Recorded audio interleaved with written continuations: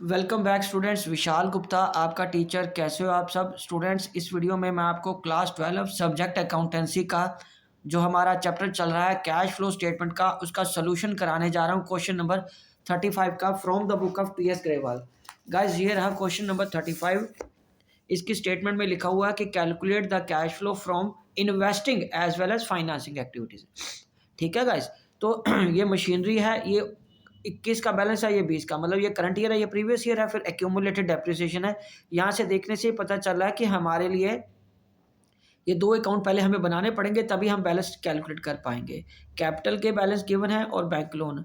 During the year a machine costing 10,000 sold at a 2,000। Depreciation on machinery charge during the year was 6,000।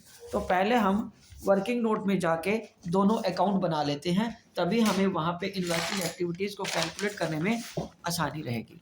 ठीक है जी, तो चलिए यहाँ पे हम अकाउंट बना रहे हैं मशीनरी अकाउंट का।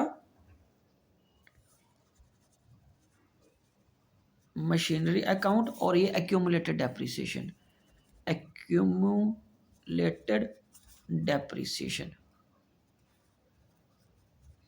ठीक है गाइस, ये यहाँ पे बैलेंस आ गया टू बैलेंस ब्रॉड डाउन, और यहाँ पे by balance carry down. Guys इसमें देखो कितना बैलेंस दिया हुआ है। मशीनरी का ओपनिंग का 40,000 का है और क्लोजिंग का 50,000 है।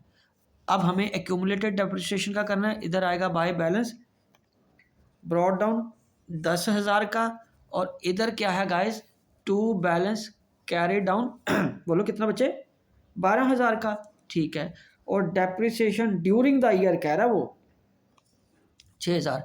तो यहाँ डेप्रिसिएशन करके क्या आ जाएगा आपका करंट ईयर की 6,000। ठीक है, तो ये आ गया 16,000। ये कितना आ गया गाइस, 16,000। यहाँ भी 16,000 आएगा। टू ये आ जाएगा 4,000 बैलेंसिंग फिगर। ठीक है बच्चे, ये क्या आ जाएगा 4,000 बैलेंसिंग फिगर, किसमें, मशीनरी अकाउंट पे जाएगा, सोल्ड पार्ट का, सोल्ड पार्ट का। ओके जी, तो यहाँ पे आ जाएगा बाय एक्यूमुलेटेड डेप्रिसिएशन कितना बचे, 4,000 का। ठीक है जी, और बाय लॉस कितना, पी एंड एल में लॉस कितना चला गया, 2,000 का। तो बाकी जो बचेगा बाय बैंक करके सेल वैल्यू आ जाएगी। तो कॉस्टिंग कितने की है, ये तीनों एक ही है ना। अब मशीन के पार्ट्स को सेग्रीगेट कर दिया उसके डिफरेंट अकाउंट अमाउंट्स में। मशीन की कॉस्टिंग कितनी है, 10,000।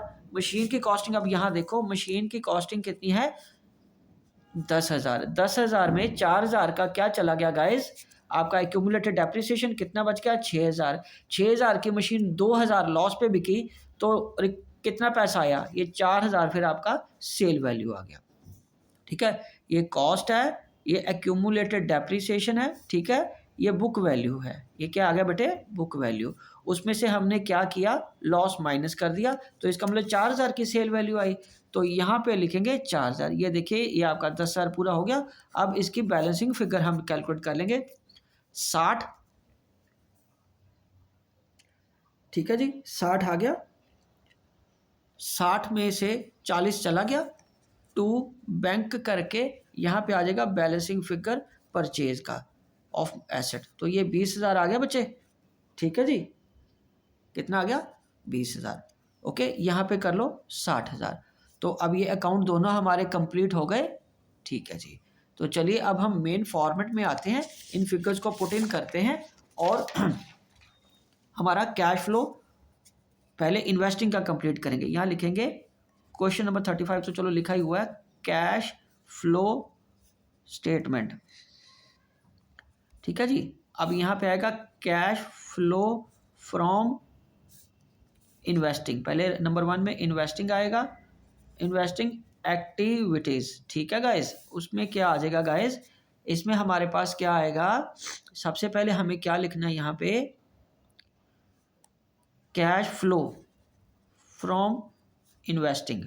ठीक है जी, जिसको हम इनफ्लो बोलते हैं। ठीक है, और यहाँ आ जाएगा cash flow from cash used, sorry, cash used in investing activities, और वो क्या है, आउटफ्लो, ये कैश यूज्ड आ गया ना बेटा, ठीक है। तो अब यहाँ पे लिखेंगे proceeds from sale of machinery, और वो कितना है 4000 का, यहाँ से आएगी ना वो फिगर गाइस, ये रही वो 4000 की ये फिगर है और 20,000 की ये फिगर है परचेज वाली, परचेज की यहाँ से फिगर लेंगे ना हम, तो यहाँ आ जाएगा कैश यूज्ड में परचेज ऑफ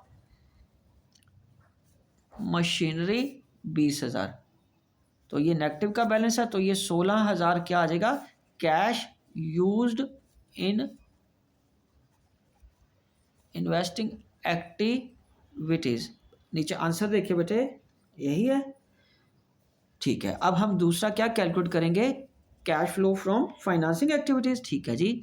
यहाँ लिखेंगे cash flow from financing activities, ठीक है गाइज, ओके। तो यहाँ पे आ जाएगा cash flow from financing activities, ये आ जाएगा इनफ्लो, और यहाँ पे आ जाएगा कैश फ्लो, यहाँ कैश फ्लो की जगह हम यूज्ड भी लिख सकते हैं, used in financing activities.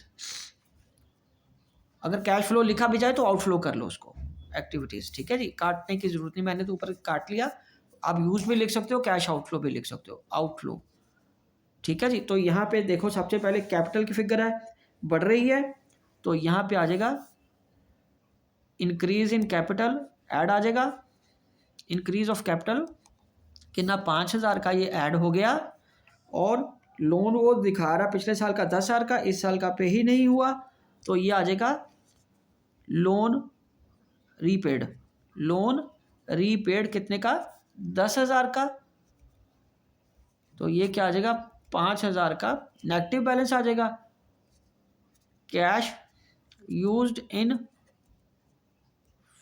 Financing activities, ठीक है बच्चे, समझ लग गया, चलिए ठीक है। और ये रहा सारा आपका क्वेश्चन। तो गाइज इसी के साथ ये क्वेश्चन हमारा कंप्लीट होता है। 16,000 आपका cash used in investing activities आ गया, ठीक है जी, और cash used in financing activities 5,000 आ गया। तो इसी के साथ ये क्वेश्चन कंप्लीट होता है। आई होप कि आपको अच्छे से समझ आ गया होगा। आप इसी तरह मेरे चैनल को सब्सक्राइब करके वीडियोस देखते रहिए और अपना कोर्स कंप्लीट कर लीजिए। ओके जी, डन।